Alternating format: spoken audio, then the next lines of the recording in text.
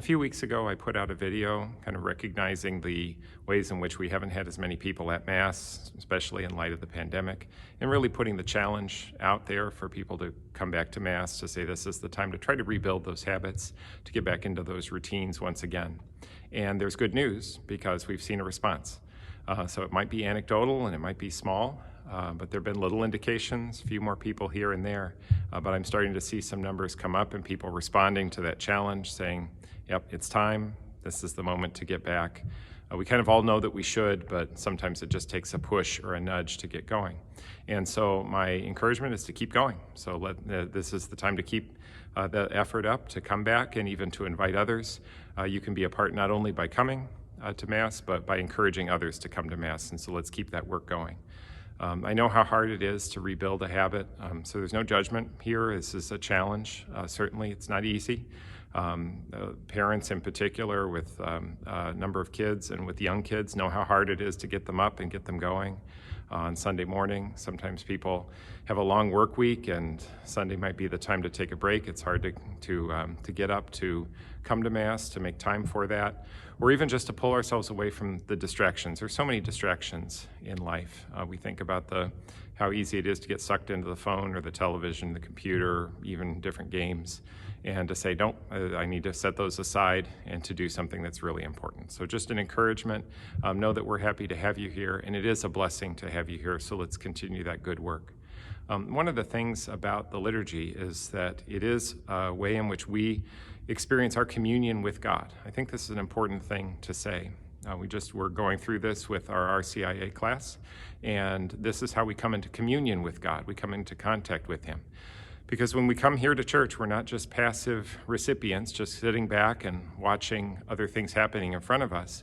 No, we're called to be active participants. We're called to be engaged, to take part.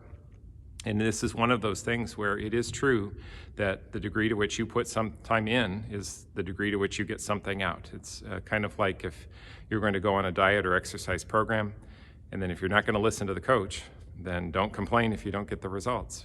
That we have to do our part and be participants, be active, be engaged, and then oftentimes we see those results.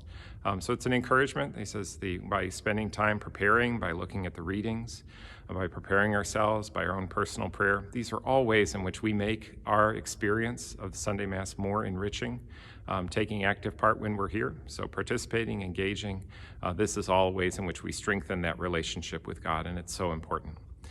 That's one of the reasons I'm actually standing in front of the station of Veronica, wiping the face of Jesus. We might think, well, what can we do? But actually, even our own small part of just being present to Jesus is actually itself a great reward.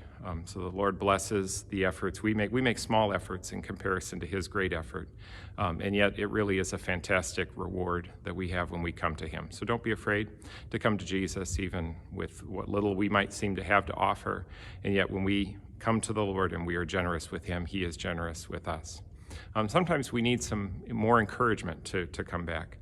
That we might not do it just for ourselves, but if we do it for other people. So I say this is an important thing. Don't be afraid not only to come back and encourage others to come back, but to show example yourself by coming back. Because you never know who you might change or whose lives you might affect. Sometimes people might feel kind of nervous. They might say, well, I wonder if someone's going to judge me. They're going to ask, oh, so where have I been? So I think this is going to be a negative experience. No, really, it's the opposite that's true. So know that just by being back, this actually is a cause for greater joy, so not for judgment or for criticism. So come back and let this be a chance to rejoice as we gather together with the community.